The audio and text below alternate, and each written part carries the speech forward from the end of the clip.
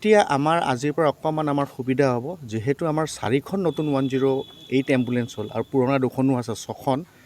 যদি আমি ৰাতি বা দিনত কেতিয়াবা কেছ ৰেফাৰ কৰিবলগীয়া হয় লখিমপুৰ বা ডিব্ৰুগড়লৈ, আমি এতিয়া সোনকালে ক'ব পাৰিম। আগতে অসুবিধা এটা আছিলে, যেতিয়া 2খন বা 3খন এম্বুলেঞ্চ আমি ৰেফাৰৰ কাৰণে ৰাখিছিলোঁ, তেতিয়া যদি এটা কেছ ডিব্ৰুগড়লৈ লৈ যায়, ঘূৰি আহি পেলাই 6 ঘণ্টা বা 7 ঘণ্টা লাগে। In the mean time Majuli যদি কিবা এটা নতুন কেছ ওলায়, তেতিয়া অকণমান ৱেইটিং পিৰিয়ড থাকে, অকণমান আমাৰ ৰাইজৰ মাজত সেইটো এটা বিৰূপ প্ৰতিক্ৰিয়াৰ সৃষ্টি হৈছিলে। মই আশা কৰোঁ এই 3খন নতুন সংযোজনে আমাৰ মাজুলীৰ স্বাস্থ্যকেন্দ্ৰত অকণমান সুচল কৰিব। যোৱাকালি আমাৰ মাননীয় স্বাস্থ্যমন্ত্ৰী মহোদয়ে ৰিভিউ কৰি তেখেতে যোৱাকালি কনচেণ্ট দিছে। মই 108 কৰ্তৃপক্ষক ধন্যবাদ জ্ঞাপন কৰিম।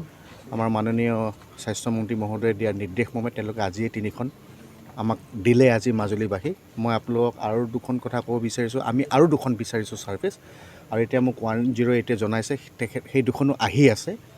আৰু অলম'ষ্ট 80-90% কাইলৈৰ ভিতৰত, আৰু যদি নহয় পৰহিৰ ভিতৰত, কিন্তু কাইলৈ বা পৰহিৰ ভিতৰত হ'বই। আমি সেই 2খনো নতুনকৈ সংযোজন কৰিম।